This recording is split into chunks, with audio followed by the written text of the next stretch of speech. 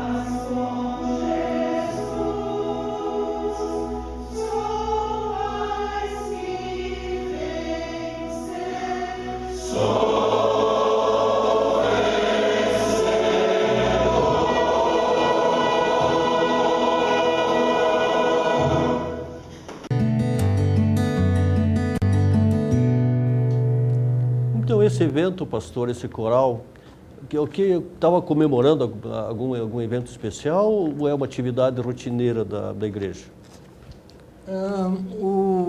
Estávamos reunidos no que nós chamamos de encontro de coros.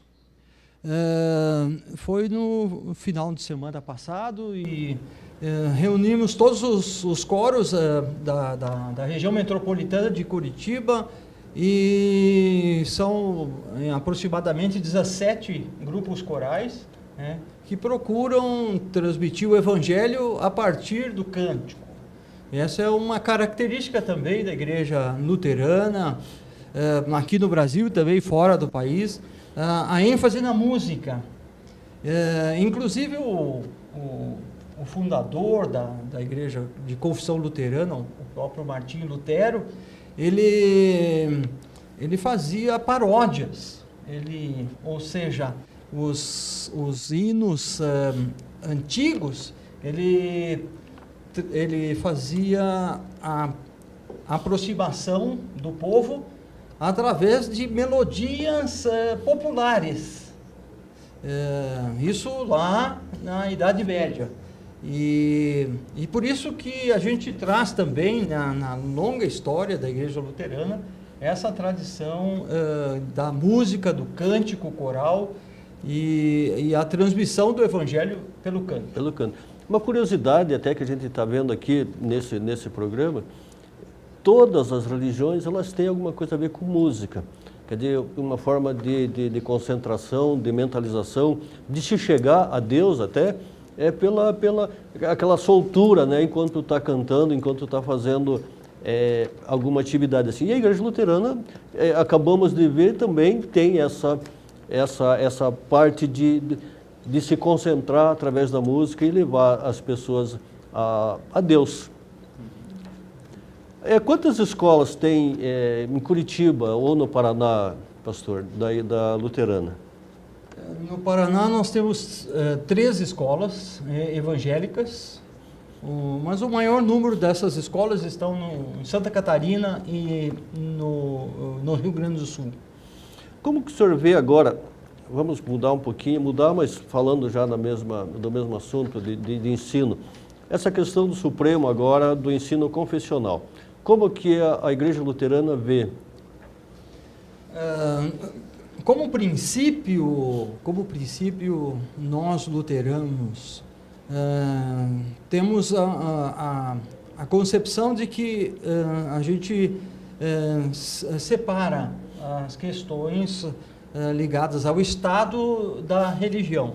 Então, o princípio da Igreja Luterana é entender que o Estado brasileiro tem a função de dar a educação para as crianças, e as questões de ordem confessional devem estar restritas às próprias religiões. Então, ou seja, nós entendemos assim que nós luteranos temos que educar as nossas crianças na religião luterana, nas nossas atividades da igreja. E a escola pública deve ser passado o conteúdo religioso de modo geral, para que as crianças tenham o máximo de conhecimento possível do fenômeno religioso. De todas as religiões, né? Seria isso. Exato. De todas as religiões, não de uma específica, não se aprofundar numa específica. Porque nós estamos vendo esse debate no todo o Brasil, juristas renomados entrando até contra a decisão do Supremo, quer dizer, nós não podemos ir contra uma decisão do Supremo, porque já está decidido, mas eu acho que vai haver um movimento da sociedade e dos próprios religiosos acerca disso, porque nós não podemos impor uma determinada religião na escola e não forçar nem para uma e nem para outra. Eu acho que a laicidade, né, do ensino deve ser para conhecimento, né, do aluno, da criança, porque a religião, na realidade, pastor, a gente vê de uma forma o seguinte: eu sempre digo nas nossas palestras com professores, ensinar religião, o professor de religião é um professor, uma atividade muito complicada. Porque ensinar uma matéria específica, né, português, geografia, matemática, filosofia, etc., o aluno vem ali e o que o professor fala, ele acredita, porque é aquilo ali. Agora, na religião, ele já vem, né, com uma ideia pré-concebida de casa, daquela coisa assim da religião do pai, da mãe, né? E quando você vai falar de outra religião, é meio complicado. Mas, mesmo assim, eu acho que deve conhecer. Não é isso, professor? Conhecer, com certeza. E também, um outro aspecto que eu quero chamar a atenção é com relação ao tratamento pedagógico, didático do conteúdo a ser passado, né? Então, muitas vezes, ou poderá acontecer, se alguma religião específica for ensinada na escola, não se tem garantia nenhuma de que a ministração dessa aula vai ter um tratamento pedagógico adequado para a educação da criança, né? Então, tem esse aspecto também de que o chão de escola, o ambiente escolar precisa ser respeitado, né? No sentido de que tudo tem que ser trabalhado do ponto de vista pedagógico, didático, para que a criança não seja doutrinada no banco escolar. É verdade, e que cada um tenha o seu espaço devido, né? Porque é uma questão polêmica e que está criando tumulto, né, no Brasil todo por essa decisão. Vamos ver até quando vai. Agora vai ter que ser cumprido se não houver, né, se não houver alguma ação contra. Mas é complicado. Mas, pastor, nós vamos continuar nosso papo daqui um pouquinho. Nós temos mais convidados aqui, mas eu gostaria que o senhor ficasse junto conosco, porque a gente vai fazer como é que a gente fala assim, um ping-pong depois aqui, né, com mais um convidado nosso. Eu gostaria que o senhor me ajudasse daí nessa questão de entrevistar o nosso próximo convidado. Vamos a um rápido intervalo e já voltamos.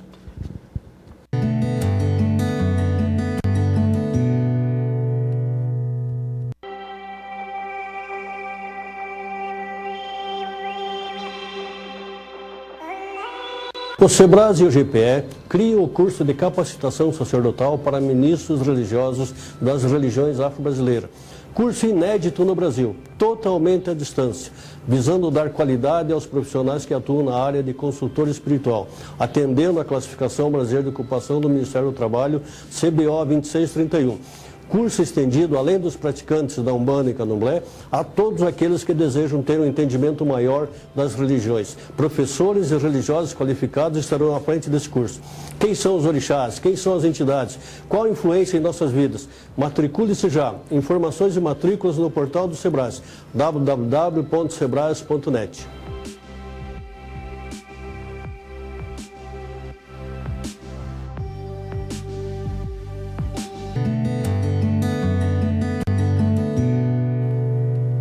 Voltamos com o nosso programa Mundo Espiritual.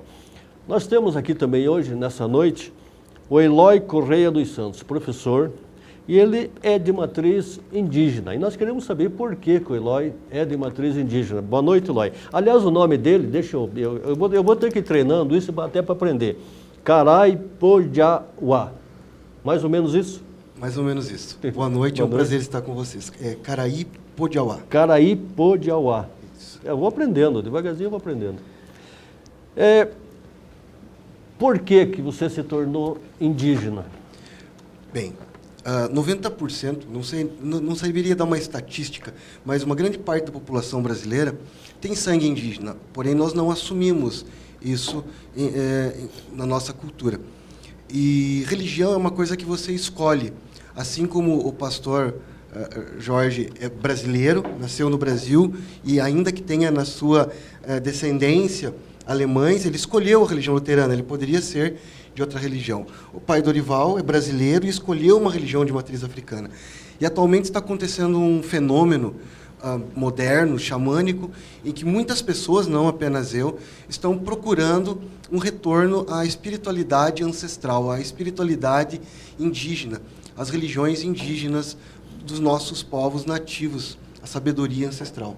Uma coisa que está me deixando assim, a gente começa a ver, entrando no meio das religiões, e agora falando da religião indígena, o indígena cultua a natureza, o tempo, enfim, todos. Num tempo que nós estamos destruindo a natureza, como que a religião indígena, o indígena em si vê isso? Para os povos indígenas em geral, Primeiro, deixa eu só fazer uma distinção aqui, que eu acho que é importante aproveitar a oportunidade. Esse nome índio é muito folclórico. Nós já sabemos, nenhum professor de história hoje ensinaria que o português se perdeu quando foi dar a volta na África tentando encontrar as Índias, chegou no Brasil e por isso deu o nome de índio. Esse nome é bastante pejorativo. Então, são povos nativos brasileiros. E também a nomenclatura tribo, ela é muito estranha, porque são nações. E cada povo indígena possui uma espiritualidade diferente.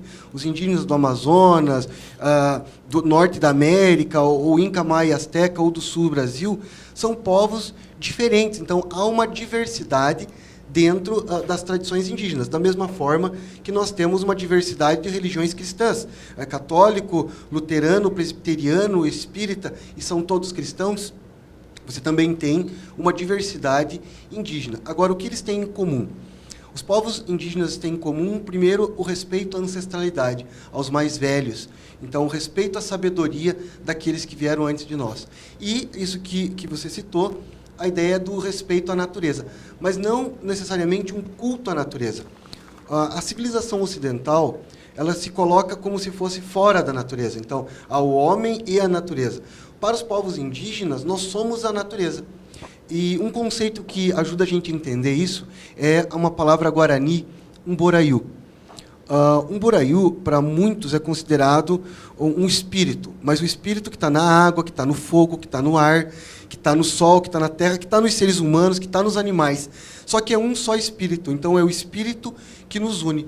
Para os indígenas, quando você depreda e destrói a natureza, o meio ambiente, você está destruindo o próprio homem, você está destruindo o nosso próprio ser.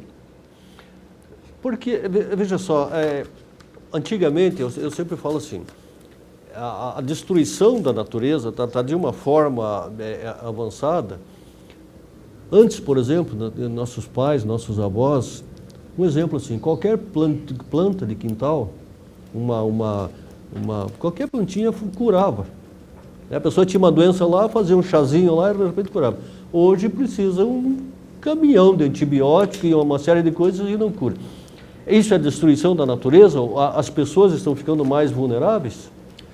Essa é uma questão bastante complexa, mas eu penso que os medicamentos naturais, a tradição indígena guarani chama de poã, as ervas que curam, os chás que curam. Nós temos que admitir que existe uma indústria farmacêutica, existe uma indústria da doença, existe uma indústria que vive disso. Então, não seria interessante para o sistema econômico que as pessoas tivessem no fundo da sua casa vasos e com chás, com plantas, e que esse conhecimento ancestral fizesse com que ela tivesse um tratamento mais natural, um tratamento por meio de ervas e de plantas. Mas é parte dos problemas do mundo moderno mesmo. Eu penso que o abandono da cultura ancestral. Talvez por isso que muitas pessoas estejam procurando esse resgate, o retorno à religião indígena. Em Quatro Barras, no pé do Morro da Anhangava, aqui em Curitiba, na região metropolitana, eu vou dar como exemplo, tem um grupo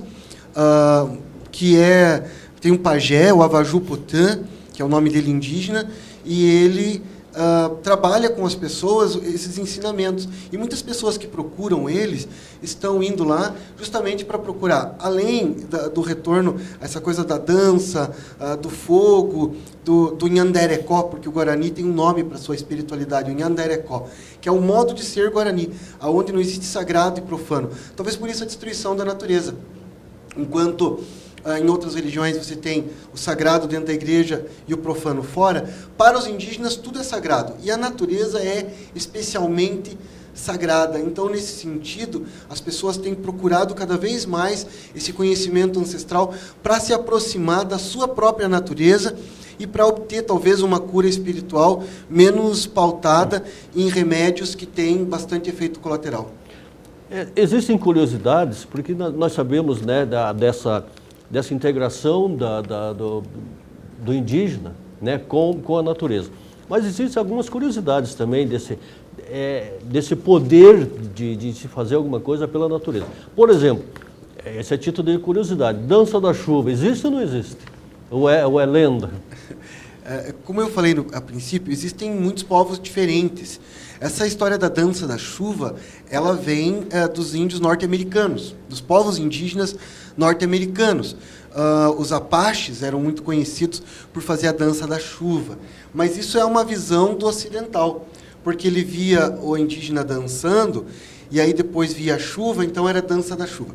Na verdade, outros povos indígenas também têm danças relacionadas à colheita, ao plantio, porque é uma religião matriarcal e também é uma religião que tem um calendário lunar.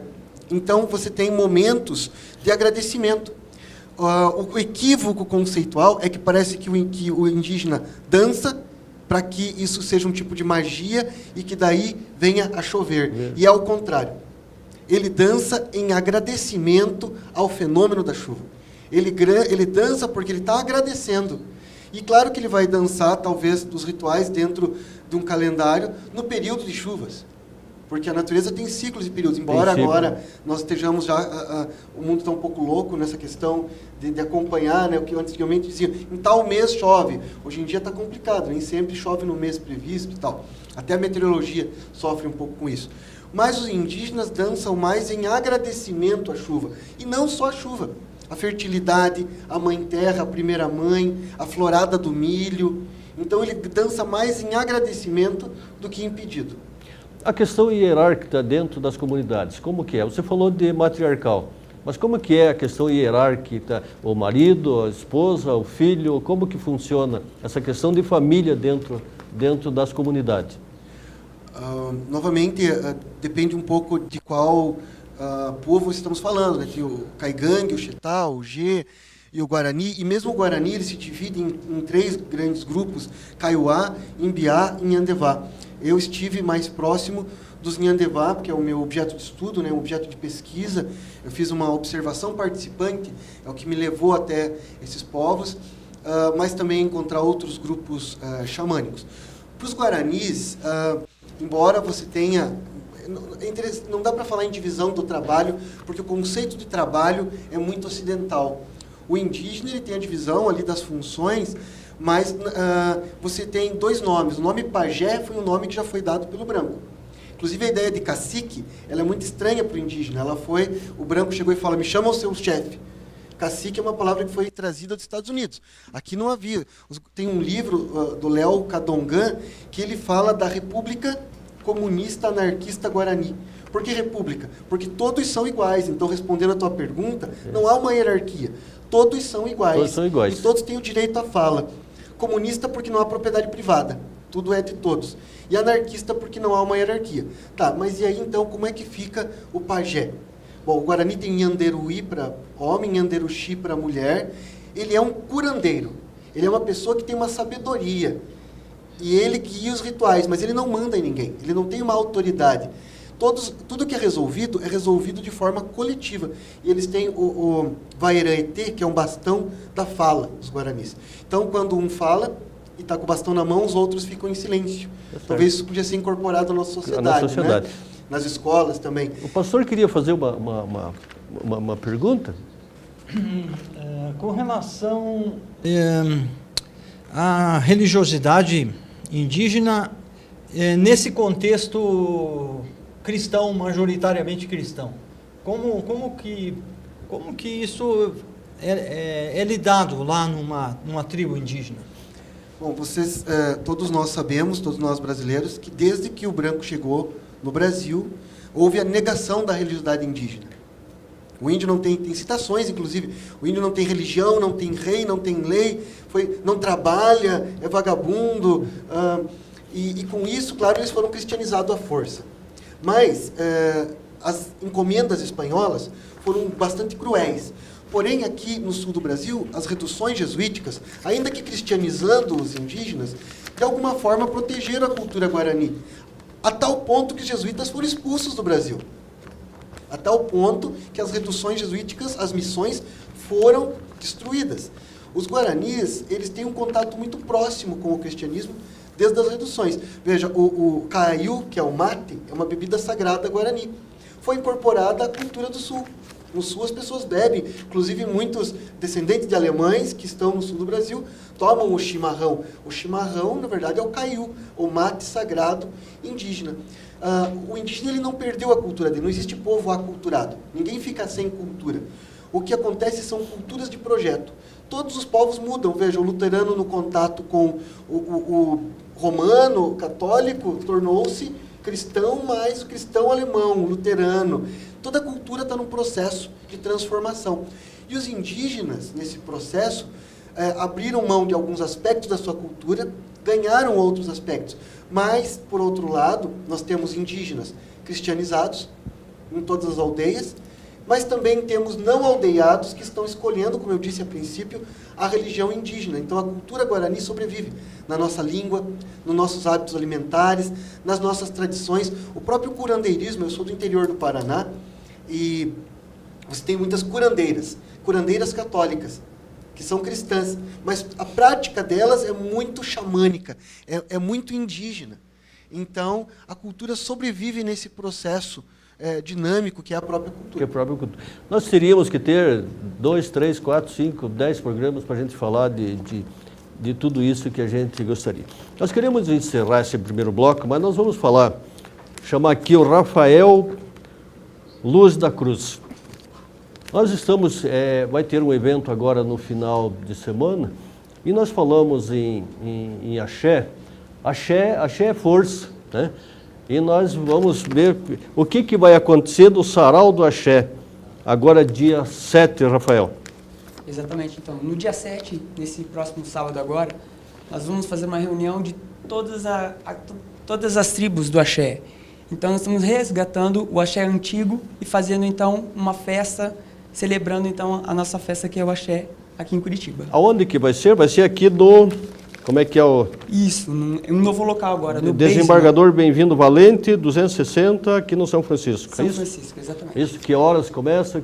Vai ser a partir das 17 horas, nesse sábado. Nesse sábado.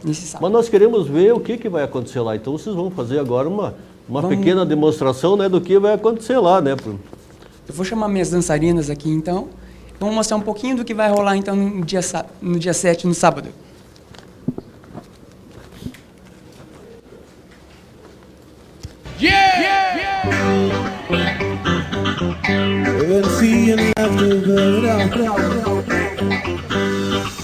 Por essa nega eu ponho roupa nova, uso óculos escuros, desço do muro, ela sabe me fazer feliz. Nega, óculos escuros, na parede do meu sonho, ela pintou alegria, arrumou tudo em mim. Café com pão é bom. A brasileira, vixe manha, ó neguinha, tudo é tão bom. Ioiô manha, ó neguinha, tudo é tempo. Vixe manha, ó neguinha, tudo é tão bom. Ioiô manha, ó neguinha, tudo é tempo. Por essa nega eu ponho roupa nova, uso óculos escuros, desço do muro, ela sabe me fazer feliz. Nega, óculos escuros, na parede do meu sonho, ela pintou alegria, arrumou tudo em mim. Café com pão é bom. A brasileira, vixe manha, ó neguinha, minha, tudo é tão bom. Ioiô manha, ó neguinha, tudo é tempo. Vixe manha, ó neguinha, tudo é tão bom. Ioiô manha, ó neguinha, tudo é tempo. E tempo é tudo é tempo. E tempo é nada, tudo é tempo. E tempo é tudo é tempo. E tempo é nada, tudo é tempo e tempo é tudo. Tempo é tudo e tempo é nada, tudo é tempo e tempo é tudo. Vixe manha, ó neguinha, tudo é tão bom.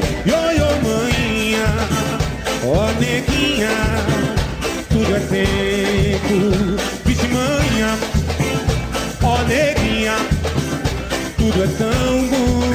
Ioiô, manhinha, ó neguinha, tudo é tempo, nega. Muito bem.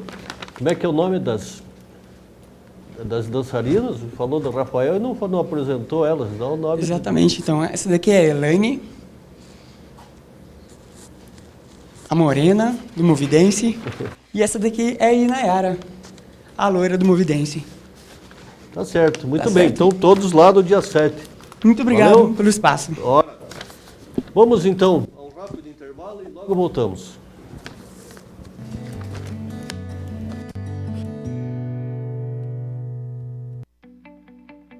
Boa noite. Estou aqui para lhe oferecer uma grande oportunidade. Você que não terminou seus estudos, volte a estudar. Realize o seu sonho.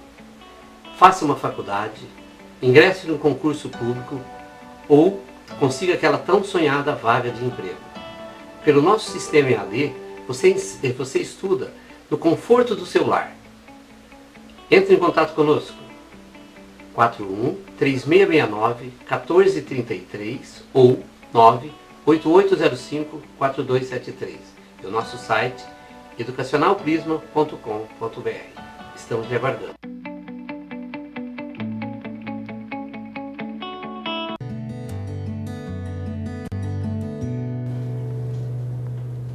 Então, nós vemos, né, até o intervalo a dança do pessoal do Axé. Nós vamos ter aqui também, não nesse programa evidente, mas uma dança lá na aldeia, vamos ver a dança indígena, enfim, nós vamos trazer tudo aquilo para o nosso amigo, a nossa amiga se inteirar de tudo que acontece. Eu vou dar um recadinho aqui. Neste ano, comemora-se o bicentenário de nascimento de Barraiolá. E no dia 21 de outubro de 2017, às 20 horas, na sede da Barrai de Curitiba, os Barrais estão convidando, né, as pessoas para a comemoração e o aniversário deles. O professor Silvio esteve aqui no último dia e pediu para a gente reforçar, né, esse convite. Então, no dia 21 de outubro de 2017. Nós temos agora, dando sequência, nós passamos um vídeo na semana passada, uma entrevista com o Dr. Marcelo, da cidade de Cascavel. Nós vamos pedir para dar continuidade nesse vídeo um pouquinho, depois nós retornamos com os nossos convidados e tem mais dança ainda no programa. Vamos lá. A gente vem, em função das casas que nos buscam auxílio, das pessoas que nós temos oportunidade de compartilhar conhecimentos, explicando que as legislações locais, elas têm as suas particularidades, mas elas obedecem uma ordem comum, né? Nós temos as questões de saúde pública, né? As questões de habitação, as questões de moradia, né? E nós temos também as particularidades das prefeituras. A prefeitura, conforme estabelece, ela possui também inscrição para todas as atividades. E a atividade de sacerdócio, principalmente de matriz africana, não é diferente. Então, essa possibilidade de você fazer a sua inscrição, a sua organização, o seu conjunto de normas jurídicas, ela é simples e tranquila.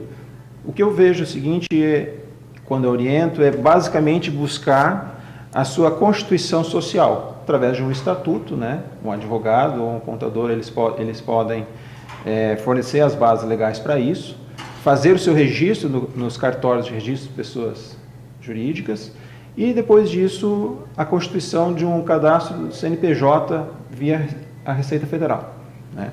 Desses documentos, munido dessas condições legais, você pode ir à prefeitura da sua cidade, né, na sua região, e pedir um alvará de funcionamento. Por que é necessário esse tipo de inscrição, esse tipo de regulamentação?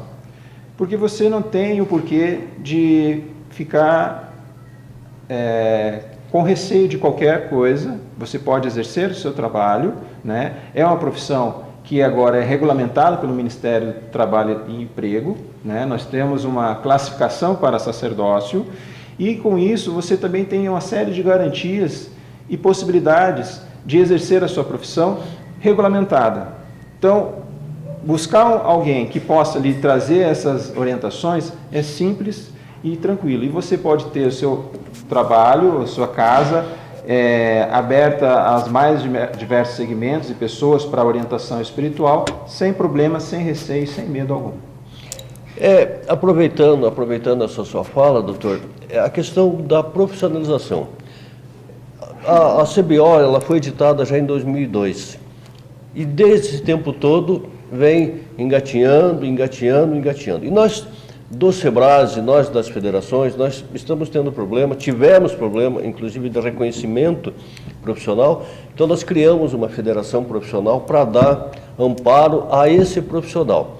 Por quê? Porque ele precisa recolher o INSS, ele precisa ter alguma forma assim de garantia, pelo menos no final da sua vida ou durante alguma passagem que ele precise assim, de uma assistência. Por quê? O pai, a mãe, o sacerdote, seja lá o nome que queira dar, ele é um profissional que ele não tem horário para começar a trabalhar, não tem horário para terminar de trabalhar, ele não tem hora extra, não tem férias, não tem 13º, não tem nada. Às vezes, durante a madrugada, um consulente, um filho de santo liga, ele tem que levantar, sair. Então, como que o senhor vê assim, juridicamente essa questão da profissionalização? Porque nós precisamos ter hoje a profissão ela não é reconhecida, ela não é regulamentada, ela é reconhecida, ela não é regulamentada. Aliás, poucas profissões no Brasil são regulamentadas, né? Como que a gente faz para regulamentar isso perante o Ministério do Trabalho, enfim, na sociedade toda? Enfim, o senhor falou a respeito da CBO. CBO é a Classificação Brasileira de Ocupações. Toda a profissão, toda a ocupação de trabalho, ela precisa ser registrada, ela precisa ser reconhecida pelo Ministério do Trabalho e Emprego, perdão. Quando você tem essa classificação de profissão regulamentada, você tem uma série de garantias asseguradas para você exercer a profissão. Você não é diferente de qualquer profissional, seja advogado, médico, dentista ou engenheiro. O sacerdote, ele tem a sua classificação, ela está no grupo 2631-05, que diz que o sacerdote, EQED, OGAN, Corimba, eles têm condições de ter uma profissão lícita e também ter a assistência do Estado. Através dessa classificação no Ministério do Trabalho e Emprego, você tem condições de fazer um recolhimento para contribuição previdenciária. Significa que você tem direito ao uso da CTPS, Carteira de Trabalho e Previdência Social. Você tem assegurados uma condição de caso de problemas de saúde, você receber um benefício previdenciário em questões de falta de poder trabalhar em função de um acidente, em função de uma série de outras coisas que todas as profissões têm, todos os trabalhadores possuem, o sacerdote não é diferente. Fazendo o recolhimento dessa contribuição previdenciária, você vai ter a qualidade de segurado, você vai ter a condição de, ao longo do tempo, contribuir por uma aposentadoria, coisa que era inimaginável há alguns anos. Hoje você pode se aposentar como sacerdote no caso, uma religião de matriz africana, Umbanda ou Candomblé. Então, por conta disso, você tem condições, desde que você tenha esses recolhimentos assegurados, todos os benefícios que qualquer trabalhador do Brasil possui. Aproveitando também, doutor, a casa, por exemplo, aqui é uma casa, ela tem estatuto, CNPJ, tem alvará, etc. Nós estamos tendo alguma dificuldade, por exemplo, se a pessoa, digamos, trabalha um instrutor de teologia, por exemplo, se ele for numa prefeitura tirar um alvará de autônomo, ele consegue. Isso eu estou falando no caso, não sei aqui em Cascavel, mas Curitiba consegue. O pedreiro, o carpinteiro, o pintor, o motorista, todos podem tirar um alvará de autônomo. Sim. O sacerdote não está podendo fazer isso ainda. Como que nós vamos poder? Eu faço essa pergunta porque eu sei que o senhor trabalhou já na procuradoria de diversos municípios e talvez nos dê um alento sobre isso. Como que, por exemplo, a mãe Clonice, depois nós vamos falar com ela, está aqui do nosso lado, ela tem tudo da casa regulamentado. Ela agora vai fazer um curso de capacitação profissional sacerdotal, onde que vai ter a carteira profissional também. Como que ela vai poder ir na prefeitura e dizer, se eu não quero mais trabalhar na minha casa, eu quero trabalhar como autônoma? Como que ela consegue esse alvará de autônomo? Bem, fazendo essas fazendo essas questões de regularização do local, do terreiro, através do estatuto social e regulamentação de um CNPJ ou do seu próprio CPF, através como autônomo, ela tem esse direito de requerer junto ao alvará e junto à sua inscrição à prefeitura. Basicamente, esse trabalho que o senhor faz, vindo às casas, demonstrando uma série de questões legais e a questão de trabalho, você também vem abrindo as portas para as pessoas buscarem essas informações. E buscando essas informações através de um advogado que possa, regulamentado, fazer essa explicação caso a caso, ele tem direito, com certeza, em qualquer prefeitura do Brasil. Porque as leis não são diferentes, elas têm aspectos particulares, mas ela, buscando esse benefício, ela é obrigada a ser atendida, e se não for atendida, tenho certeza que existe Defensoria Pública, existe Ministério Público, existe outros advogados que possam tentar as ações necessárias para validar os direitos assegurados a elas.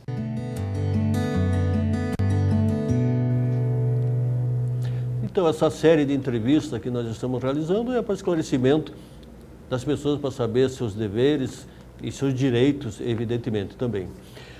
O fim do ano está chegando, né? Nós já estamos no mês de outubro, e outubro, novembro e dezembro é muito rápido para passar. E você que quer fazer uma festa na sua empresa, na sua comunidade, na sua associação, nós temos aqui a Frisk Locação de Eventos. Tudo que você precisa para a tua festa, para você organizar essa confraternização, etc. Vocês podem procurar a Frisk Locação de Eventos no 3068-6017. 3068-6017. Um outro recadinho, nós trouxemos aqui o pessoal lá do Santuário da Fé, lá de Terra Roxa, que é o maior terreiro de Umbanda do Brasil. E as pessoas estão nos ligando e perguntando como que faz para chegar até lá, que dia que é o atendimento. Santuário da Fé, Reino de Baluê. Então vocês têm que ligar para o código de lá de área 44 99958-4771. Falar com o Odair, que ele dá todas as explicações, o dia de atendimento, o dia de trabalho, o dia de consulta, enfim, toda a atividade do Santuário da Fé, Reino de Baluê. Nós temos também, com o professor Eloy, eu vou falar professor Eloy porque eu não aprendi ainda a chamar esse nome indígena. Nós temos já compromissado de nós ir lá um dia lá na comunidade, fazer um vídeo lá de alguma atividade lá da comunidade lá indígena. Se não é índio, como que fala, professor? Povos nativos brasileiros. Povos nativos brasileiros. Alguns, nos outros países da América Latina, eles usam o termo povo originário. Então, você é descendente do povo originário. Mas sabe que, recentemente, os povos indígenas se reuniram e decidiram que era preciso, talvez, aceitar uma nomenclatura comum, embora eles sejam diferentes. E ficou o nome povo indígena, povos indígenas. Tá certo. Muito obrigado pela sua participação. Tem um evento na biblioteca agora, no mês de novembro? A Sintec, que é a Associação Interreligiosa, que aqui no Paraná faz um trabalho ligado ao ensino religioso não confessional, como área de conhecimento, contrário, inclusive, à decisão do STF, porque, na verdade, os estados têm liberdade para trabalhar do jeito que parece mais coerente, e no Paraná tem diretrizes curriculares, o ensino religioso não é confessional e vai continuar não sendo confessional. E na parceria com a Sintec tem eventos de formação. Entre eles, agora, dia 8/11, tem o Arte e Espiritualidade. Já acontece há mais de 20 anos, no auditório da Biblioteca Pública, e dessa vez o tema vai ser as danças sagradas. Ok. Muito obrigado pela sua participação. Pastor, obrigado pela participação. E nós vamos também, uma hora lá na igreja, vamos também filmar, fazer algum trabalho lá de algum evento da igreja. Obrigado pela participação. Nós vamos chamar agora aqui uma pessoa muito especial, apesar que todas as pessoas para nós são especial. Mas esse menino já sofreu preconceito, já sofreu discriminação, recentemente foi atacado na rua por discriminação, e ele faz um trabalho social na comunidade, lá no Colégio Estadual João Bétega. Ele tira a criança da rua, ele tira a criança das drogas, ele tira a criança da marginalidade e vai ensinar dança. Boa noite, Black, tudo bem? Boa noite, Dorival. Boa noite aos telespectadores que estão aí em casa e toda a galera, a família Ginga que está aí, né? Nós estamos completando já 16 anos de atividade e a gente trabalha com o estilo afropop, né? Esse estilo a gente desenvolve o quê? Trabalhar o resgate da autoestima dos povos periféricos, que a gente intitula até no espetáculo que a gente teve, Obrigado Axé, que é trazer a nova leitura do quilombo do passado e onde está o quilombo atual, que é as nossas periferias, né? Então, trazer essa autoestima para a galera, para o pessoal vir trazer essa cultura aflorente, né? Essa cultura afro-brasileira, né? Como é que é trabalhar criança? Como é que é você pegar essa criança e ensinar ele a dançar? Automaticamente você está tirando ele da marginalidade. Como que é esse trabalho?